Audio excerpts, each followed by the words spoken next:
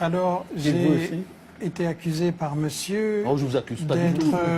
Mais je ne vous ai pas interrompu. Non, mais je vous accuse pas. J'espère avoir le même traitement. J'ai été accusé de la théorie du complot. C'est l'argument habituel de ceux qui n'ont pas d'argument face à des faits qui dérangent. Et donc, je pense qu'il faut se poser la question, la France, amie du Mali. Moi, je dis que dans toute guerre, on nous cache l'histoire et on nous cache les intérêts. Et je voudrais pouvoir expliquer les deux qui me semblent vraiment fondamentaux et totalement occultés dans la version officielle des médias. L'histoire occultée, c'est quand il y a eu un président élu au Mali qui s'appelait Modibo Keïta, qui voulait l'indépendance de son pays, le développement et mettre fin à la pauvreté.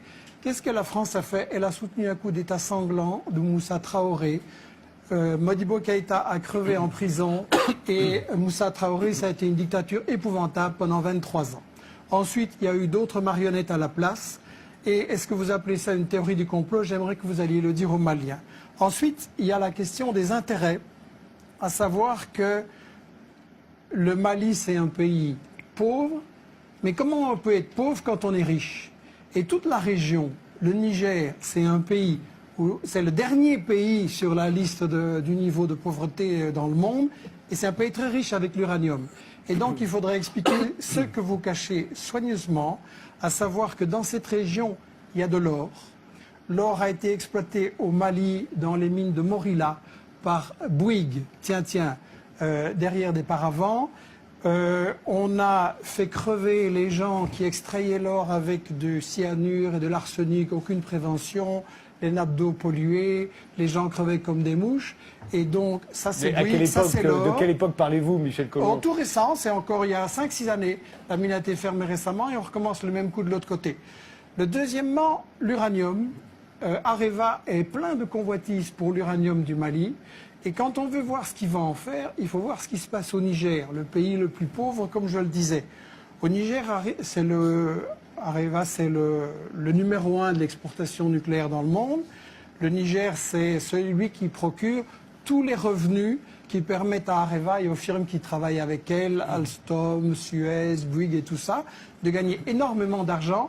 Et pendant ce temps-là, monsieur, les Nigériens, ils crèvent de faim. Et quand vous savez, l'espérance de vie, c'est 49 ans.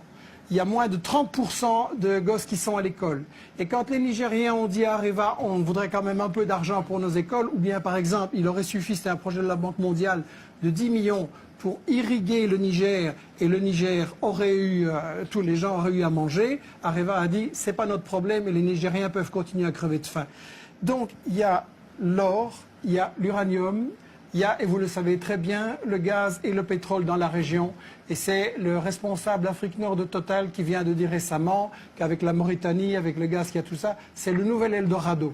Et donc on est en train d'essayer, et on a tout à fait raison de parler de néocolonialisme, et le fait que la France y était là avant ou pas, ça n'a aucune importance. Le colonialisme, ça consiste à piller les richesses, et c'est ce qui se passe dans l'ensemble de l'Afrique.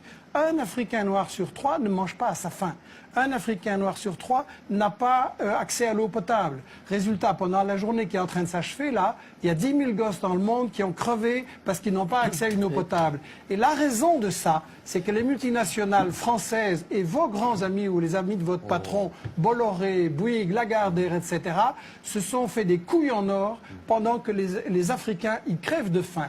Et ça, allez leur dire que c'est une théorie du complot quand eux, ils voient la misère pendant qu'ici, vos amis, c'est les Ferrari, les Porsche et les châteaux. Vous pensez pas une théorie du complot. Que quand les mafieux, les fondamentalistes, les terroristes qui sont au nord auront pris le pouvoir, les Maliens vont manger à leur faim, les Nigériens vont manger à leur faim, que ça va aller bien, que ça va aller mieux? Mais vous pensez qu'il y a un rapport de la guerre. Alors maintenant, si vous voulez me dire, excusez-moi, je vais vous répondre à votre question. Je vais vous répondre à votre question. Qui a lancé les fondamentalistes en Afghanistan, sinon les États-Unis? Qui travaille avec le Qatar et l'Arabie Saoudite pour répandre les trucs les plus fanatiques en Libye, en Syrie et même un peu ailleurs aussi? Ça, vous le savez très bien. Donc, une fois les islamistes sont vos amis et une fois sont vos ennemis. Il faudrait Je choisir. voudrais donner la parole à Attendez, juste Naoufel une remarque. Brahmi Si et vous voulez me Émilie. dire qu'il faut renégocier les contrats d'exploitation en Afrique pour toutes les grandes sociétés, je suis d'accord.